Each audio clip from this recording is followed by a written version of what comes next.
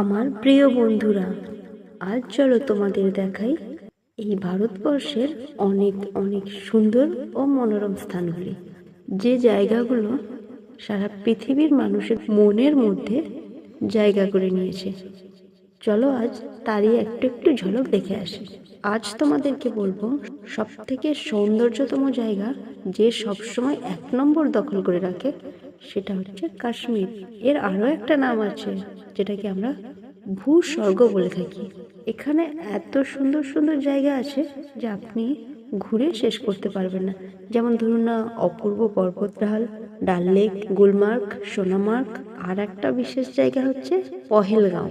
এবার বলি আপনারা কেন যাবেন এখানে। আগেই বললাম ভূস্বর্গ। তো এই কাশ্মীরকে স্বর্গের প্রতিচ্ছবির মতো দেখি। শীতকালে তো অসম্ভব তুষারপাত গোটা পাহাড় ঘিরে রাখে, এবং গ্রীষ্মে সবুজ উপত্যকায় অপূর্ব দৃশ্য উপহার দেয়। তো চলুন এই শীত বা গ্রীষ্মে কাশ্মীরটা ঘুরে আসুন।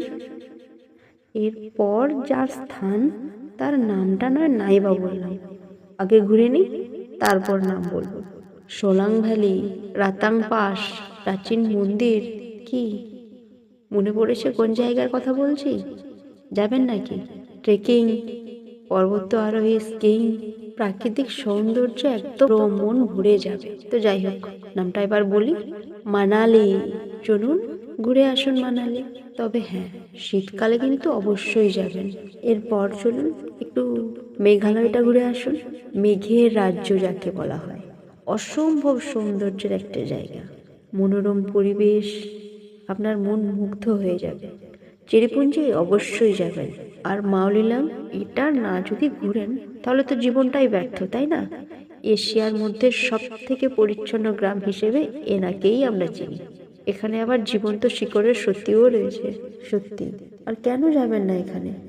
পৃথিবীর মধ্যে সবচেয়ে বেশি বৃষ্টিপাতও তো হয় এখানে। সবুজ মোড়ে পাহাড়, কি সুন্দর ঝর্ণা, যে ঝর্ণার জন্যই আরও এই মেঘালয়ের মানচিত্রকে সুন্দরতম করে তুলেছে। তো আজ এই তিনটেই রইল, পরে আরও বলবো।